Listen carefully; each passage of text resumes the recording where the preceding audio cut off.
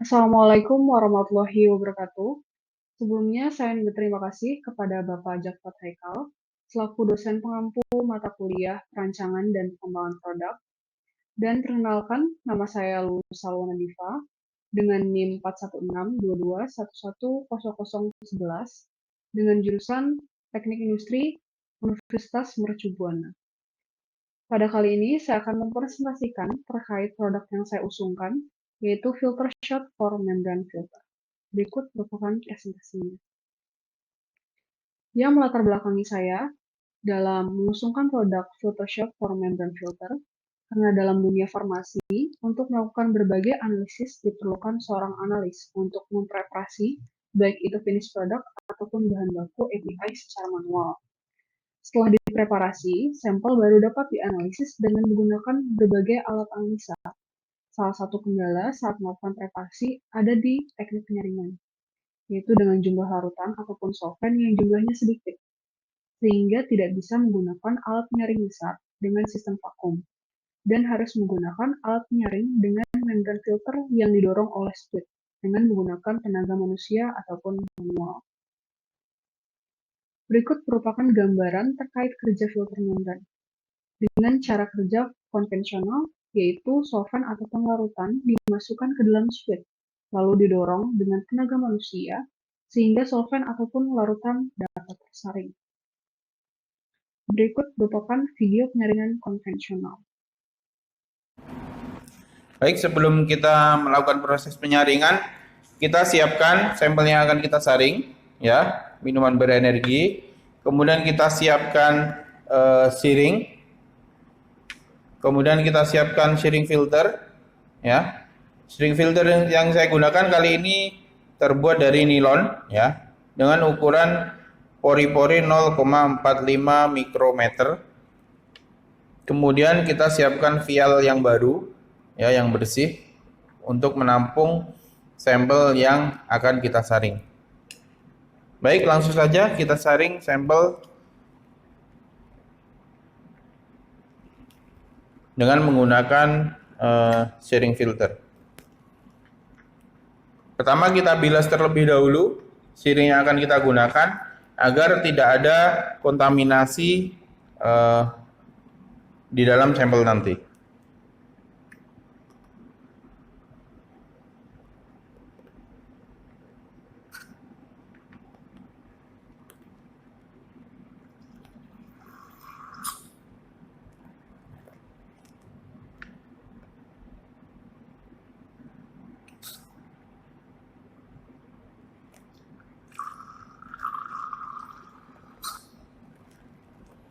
Kemudian kita isi siring dengan sampel yang akan kita saring.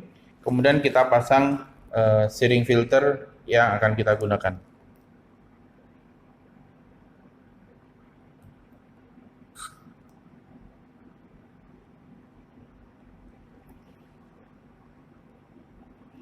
Kita pasang seperti ini, ya. Pasang seperti ini. Kemudian kita saring. Kita bilas terlebih dahulu. Oke. Kemudian kita tampung di dalam vial yang setelah kita siapkan, ya.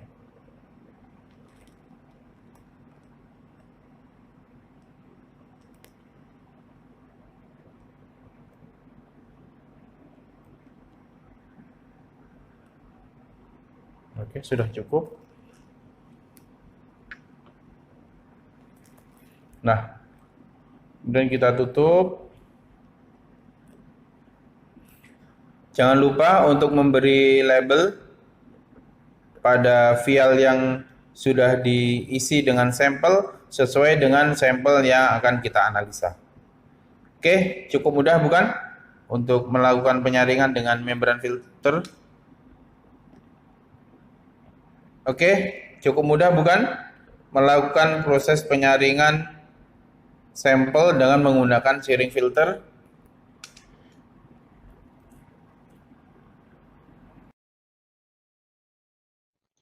Baik, selanjutnya pada contoh kasus yaitu pengujian disolusi, biasanya menggunakan 12 vessel dan cuplikan sampel-sampel diambil bisa setiap 5 menit, sehingga total dari sampel bisa mencapai 84 larutan sampel atau bahkan lebih. Dan sebelum dimasukkan ke dalam alat analisa terkait, biasanya dilakukan penyaringan satu demi satu larutan sampel, sehingga membutuhkan waktu yang lama dan membutuhkan tenaga yang besar. Maka dari itu, hal yang melatar belakangi saya untuk membuat alat filter shock for membran filter ini, agar pengerjaan analisa menjadi lebih efektif dan juga efisien.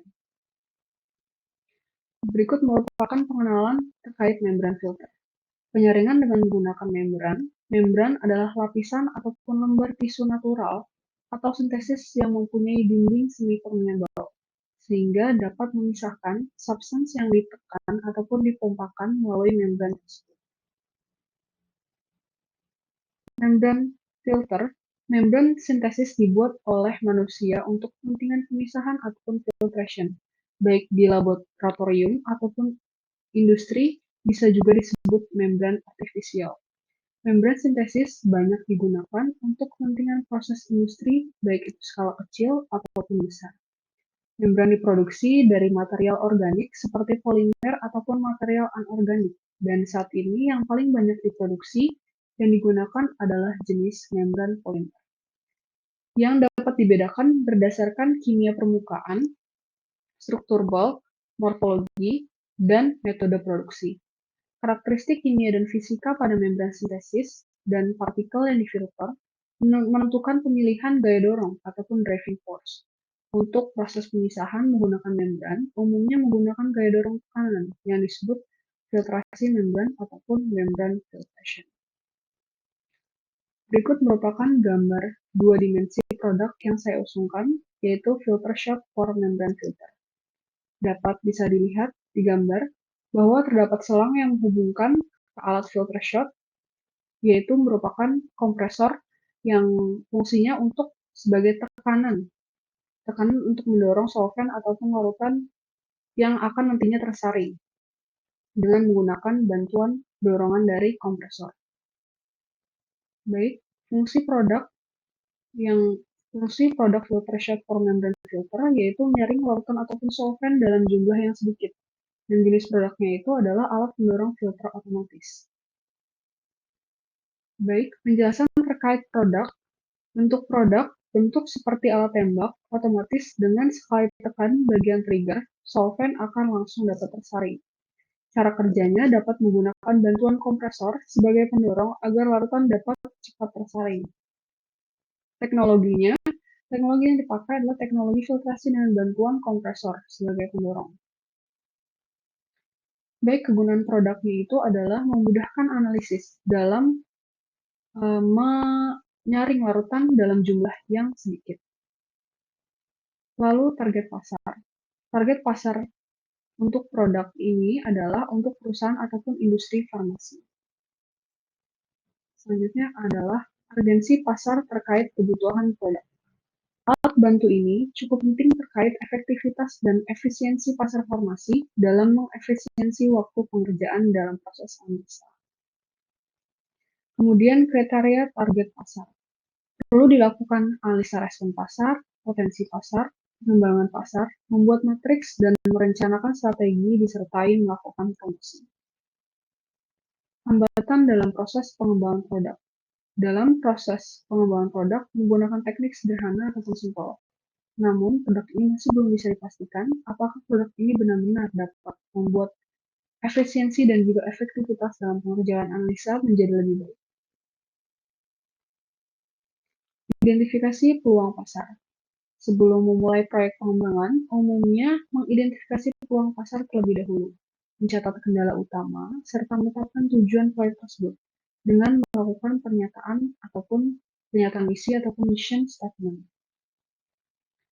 Baik, selanjutnya merupakan aktivitas identifikasi kebutuhan pelanggan dalam hubungan dengan aktivitas pengembangan konsep. Yang pertama itu adalah identifikasi kebutuhan pelanggan, lalu menetapkan spesifikasi dan targetnya, mendesain konsep-konsep produk, memilih konsep produk, menguji konsep produk, menetapkan spesifikasi akhir, rencana alur pengembangan, baru setelah itu merencanakan pengembangan produk. Langkah-langkah untuk mengidentifikasi kebutuhan pelanggan. Terdapat 5 tahap, yaitu pertama adalah mengumpulkan data mentah dari pelanggan, menginterpretasikan data mentah menjadi kebutuhan pelanggan, lalu mengorganisasikan kebutuhan menjadi beberapa hierarki, menetapkan derajat kepentingan relatif setiap kebutuhan, lalu menganalisa hasil dan juga proses.